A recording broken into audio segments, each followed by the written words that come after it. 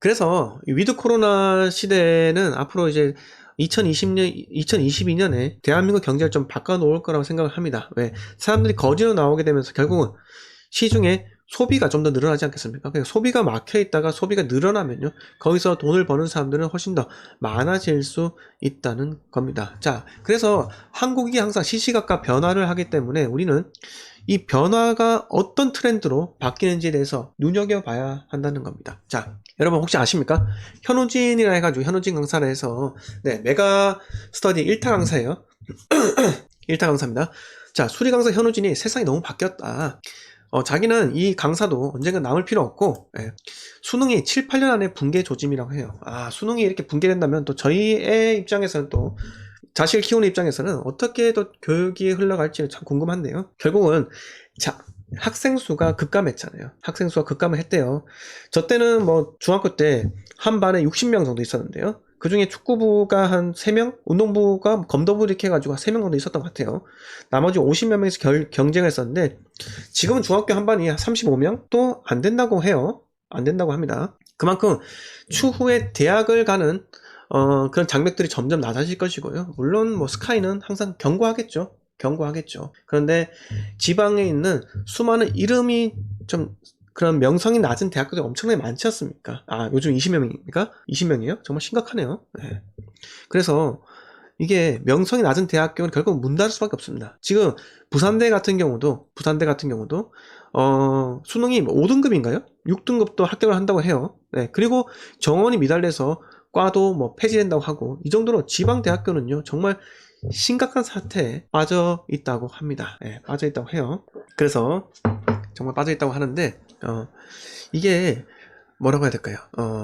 암만 지방 국립대라 할지라도 이렇게 학생 수, 정원 수가 미달이 되면서 대학교가 점점 폐지가 된다고 하면은 결국은 어떻게 되느냐? 결국은 수도권 위주에 있는 대학교밖에 살아남지 못할 것 같아요. 그리고 결국은 학자금을 올리던가, 그러니까 학자금이라뇨, 학비를 올리면서 대학도 생존을 하려고 점차 영리로 나갈 수밖에 없어요. 영리. 그러니까 대학이 뭐 사업을 한다거나, 뭐 임대 사업은 지금 하고 있지만은, 그래도 대학이 사학재단이기 때문에 뭔가 지금 사업을 하기로서는 조금 그게 제약받는 게 있죠. 제약받는 게 있는데, 이게 바뀔 거라는 겁니다. 병원도 마찬가지예요. 바뀔 거예요. 왜? 지방의 사람들이 줄어드니까는 결국 지방에 있는 대학병원이든 병원이든 간에 살아남기 위해서 발버둥을 쳐야 한다는 거죠. 그래서 추후에는 규제가 다 바뀔 수가 있습니다. 규제가 바뀔 수도 있어요. 그래서 이렇게 현우진 강사가 지금 10년이 지나면 아예 평가 양식 자체가 바뀔 것 같아. 세상이 너무 바뀌면서 수능도 그냥 펑 하고 터져버리지 않을까? 뭐 이렇게 이야기를 하면서 수능에 매몰되면 안 된다. 학생들이 되게 한심한 게 수능을 잘 봐서 대학을 가면 꽃길이 열릴 것이라 생각하는데, 여러분들, 제가 그래서 저는 엘리트 코스를 밟아온 사람을 생각합니다. 밟아온 사람을 생각하고 부모님께 참 감사드리고요. 지금까지 공부를 시켜주셔가지고 대단히 감사하고 좋은 직장에도 다니고 있는데, 한편 이렇게 생각합니다. 저는 제 자식은 절대로 저처럼, 저도 외국에 생활을 했기 때문에 상당히 축복받은 혜택을 받았습니다. 부모님과 같이 외국에 생활을 했거든요. 그래서 저도 그런 과정에서 그래도 저는 정규 과정은 그래도 고2까지 마무리하고 이렇게 넘어갔어요, 외국으로. 근데 제 자녀는 좀 더 세상에 공부는 그냥 평범하게 했으면 좋겠습니다. 평범하게 했으면 좋겠고 책은 많이 봤으면 좋겠는데, 어릴 때부터 저는 노래도 가르치고 싶고요. 제가 가르쳤던 게 아니고 노래든 춤이든 아니면은 스피치든 그런 쪽으로 사람을 좀 키워봤으면 해요. 그러니까 제가 어릴 때 그렇게 주입식 교육이든 뭐든 간에 이렇게 살아왔던 환경을 굳이 제 자식한테, 왜? 인생은 한 번인데 꼭 이렇게 남들하고 똑같은 천편일률적인 교육을 받아야지만 성공하는 건 또 아니지 않습니까? 그래서 저도 제 자녀에게는 꼭 현재 저와는 또 다른 환경에서 살게 해주고 싶은 이런 욕심이 또 있기도 합니다. 자, 현우진 강사가 이렇게 말한 것처럼 대한민국 트렌드가 엄청나게 빠르게 바뀔 수 있다는 거예요. 그러니까 위드 코로나 이후에도 대한민국 트렌드가 엄청나게 바뀔 수 있다는 겁니다. 자, 이거 보세요. 에어비앤비, 남자 아이돌까지 때리는 중국이라고 해요. 중국이 시진핑이 3연임 앞두고 사회 정화를 한다고 합니다. 자, 시진핑이 연임을 할 때 중국이 예를 들어서 국가 주석이라는 자리를 정할 때는 원로들 있지 않습니까? 원로 정치인들 다 모아가지고 뭔가 대회의를 한답니다. 회의. 네, 무슨 대회 이렇게 해가지고 전당대회 같이 뭐 인민대표 뭐 대회 뭐 이런 것들 해가지고 그 원로들 뭐 마오쩌둥 뭐 죽었지만은 저기 뭐야 장쩌민이든 뭐 후진타오든 시진핑이든 이렇게 모여가지고 어떤 사람을 차기 주석으로 앉힐지에 대해서 지네끼리 이렇게 협의를 한다고 해요. 자기네들끼리 협의를 한다고 하는데 거기서 이제 다시 시진핑이 3연임을 할 것 같다는 뉘앙스로 뭐 언론에다가 발표를 했죠. 다음 주석은 누구다 이렇게 하지 않고 본인이 어떻게 할 것이다 라고 공약을 하면서 3연임을 할 것이라는 게 의견이 지배적인데요. 그러면서 지금 사회를 정화하겠다고 합니다. 중국 사회가 얼마나 그러면은 사회를 정화하겠다고 해요. 에어비앤비와 트립닷컴 등 국외사를 소환을 해가지고 숙박시설 영업 허가 받아라 이렇게 명령을 때립니다. 당연히 받아야겠죠. 엄청나게 무서울 거 아닙니까?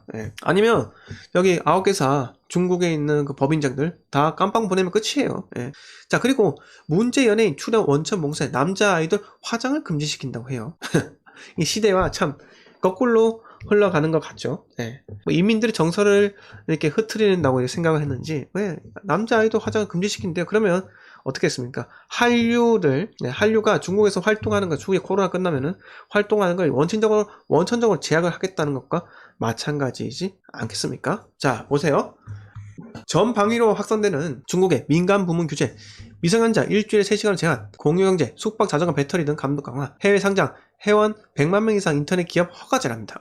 허가제래요. 그러면 페이스북 같은 게 전부 다 허가를 받아라 이거 같고요. 그 다음에 대중문화, 연예인의 정치적 소양 평가, 그러니까 정치 테스트를 한다는 거예요. 당에 복종을 하는지 복종을 하지 않는지. 그리고 부동산 보유세 도입 시도, 땅은 주지 않으면서 건물에 대한 보유세를 도입을 하려고 하는 건지. 그러면서 자, 샘마라님께서 잘 말씀하셨는데 이 개방 대신 폐쇄를 자꾸 하려고 합니다. 폐쇄를 자꾸 하려고 해요. 자, 제가 얼마 전에 말씀을 드렸는데 중국에 출장 가면요, 뭐부터 막히냐? 카카오톡부터 막힙니다. 카카오톡 안 되고요, 유튜브 안 돼요. 카카오톡도 내가 잠깐 됩니다. 잠깐 몇 시간 되다가 또 막혀요. 여기서 풀려고 하면요, 한국에서 로밍을 해가야 됩니다. 로밍을 해가면은 제가 있는 동안은 또 카톡이 잘 되더라고요. 근데 중국에서 와이파이를 쓰거나 아니면 중국에 있는 그 유심칩을 사서 끼우고 나면 카톡 안 돼요. 카톡 안 됩니다. 그만큼 위험할 수 있다 이거죠. 위험할 수 있어요. 그러니까 워낙 인구가 많으니까 이렇게 폐쇄적으로 관리를 한다고는 하지만은, 근데 참 자유민주주의라 할지라도 인구가 많다 해서 이렇게 관리가 안 되는 건 또 아닌데, 그렇게 생각합니다. 자꾸 관리와 규제를 너무 강력하게 하는 데서는 음성화가 일어난다고 생각해요. 음성화가. 자, 음지로 스며든다는 거예요. 스며든다는 거예요. 그러니까 중국에서 한국보다 더욱더 심하게 뭐 마약이든 매춘이든 간에 이렇게 되는 것 아니겠습니까? 무섭죠? 무섭습니다. 이런 나라. 근데 정말 대한민국에서는 우리가 생각만 올바르면은 선거로, 투표로 이렇게 의사를 표현할 수 있기 때문에 이런 것을 막 방지를 할 수 있는 거죠. 방지를 할 수 있는 겁니다. 그러니까 뭐라 그러죠? 군대에 포스터가 쉽게 군대 이끌고 대한민국 사회를 전복시키겠다 그렇게 하기가 정말 어려운 구조예요. 민주주의 국가에서는요. 어려운 구조입니다. 그렇게 그 정도로 저는 민주주의라는 게 지금 정말 기본적 개념이 자유에서부터 시작하지 않겠습니까? 프리덤. 자유의 신상 있지 않습니까? 프리덤. 그게 자유라는 것부터 해서 그게 시초가 되면서 미국이 정말 현재까지 엄청난 번영을 한 겁니다. 미국의 인구가 3억인가요? 3억인가 그럴 거예요.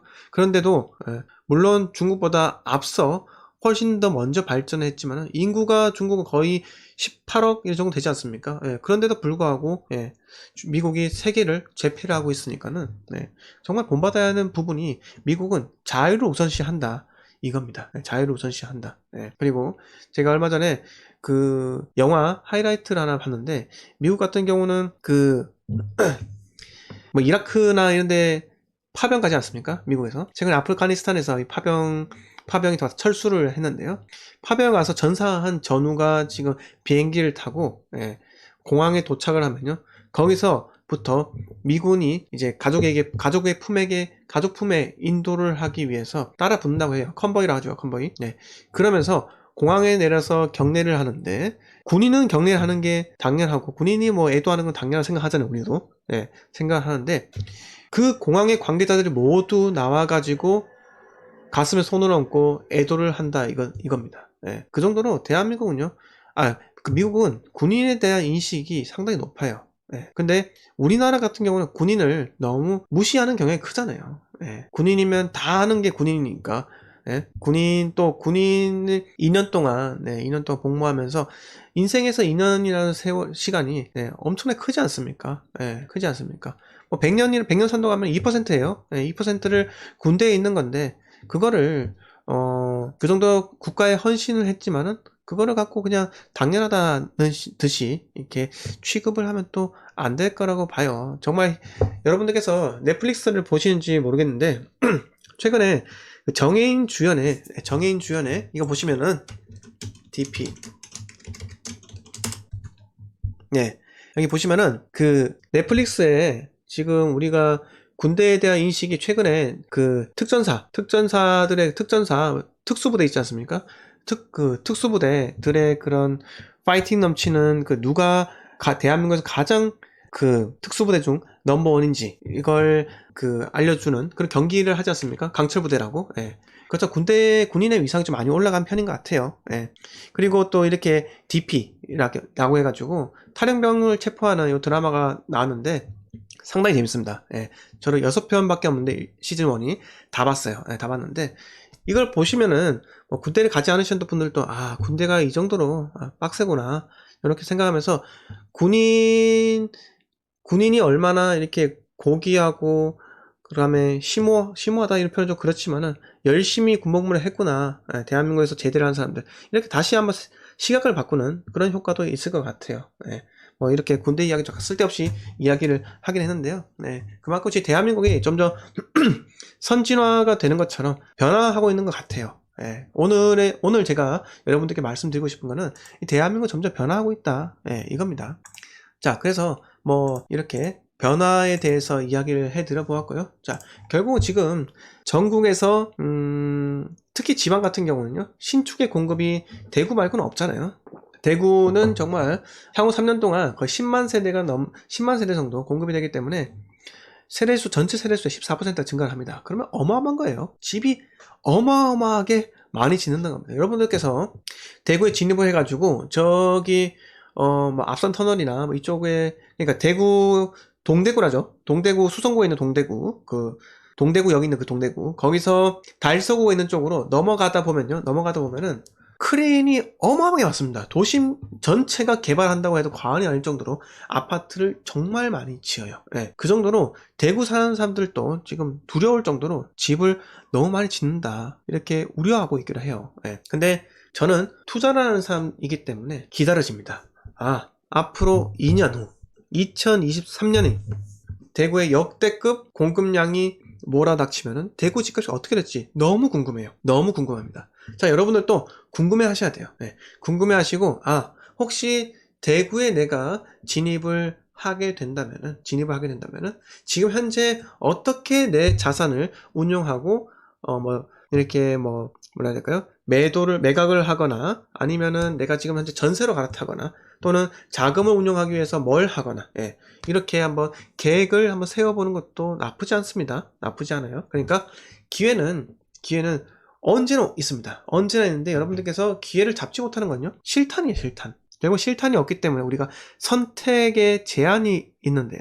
네, 그래서 여러분, 수많은 사람들이 자꾸 상승장에만 올라타려고 합니다. 네, 근데 투자를 정말 잘하는 사람은요, 하락장에 미리 방석 깔고 앉아 있습니다. 왜?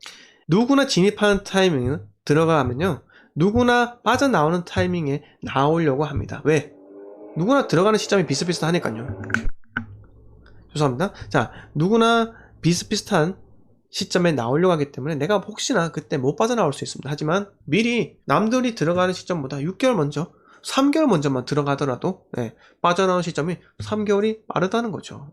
근데 부동산 시장이요, 지방 같은 경우는 정말 한 달 만에 심리가 얼어붙기도 합니다. 정말 무서워요. 무섭습니다. 근데 그래서 지방 투자가 좀 재밌어요. 왜? 사이클이 짧잖아요. 사이클 짧기 때문에 정말 화끈하게 올라가고요, 또 화끈하게 시장이 식습니다. 식습니다. 자, 이렇게 말씀을 드렸고요. 자, 지금 돈줄 막히니 집주인 또 내 집 못 들어갑니다. 이렇게 이야기를 하는데요. 전세 살다가 내 집을 실거주 들어가는데 대출이 막혔다고 해요. 실제로 오늘 또 제가 대출 때문에 대출 상담사분과 통화를 하는데 지금 시중에 1금융권들 막히고 있다고 해요. 막히고 있는데 아직까지 땡땡 생명이나 땡땡 보험 같은 경우는 아직까지는 막히지 않았다고 해요. 그래서 대출을 할 거면 빠르게 빨리 신청하랍니다. 왜냐하면은 연간 대출 한도가 있대요. 그걸 넘겨서는 못하기 때문에 총량이 있기 때문에 할 거면 빨리빨리 신청하라고 합니다. 네, 김부자님 반갑습니다. 반갑습니다. 네, 장태현님 반갑고요. 네, 김총수님 반갑습니다. 네. 자, 플라이텍스님께서 전교 인원이 적다 보니 반에서 1등급이 안 나오는 사태가 벌어져요. 아, 이거 좀 심각하네요. 네, 심각해요. 자, 그리고 로니카 K님께서 맞아요. 한 학년 60명씩 10반. 아, 그쵸. 네, 옛날에 전교생 수가 500명, 600명이 기본이었었는데, 네, 기본이었었죠. 네.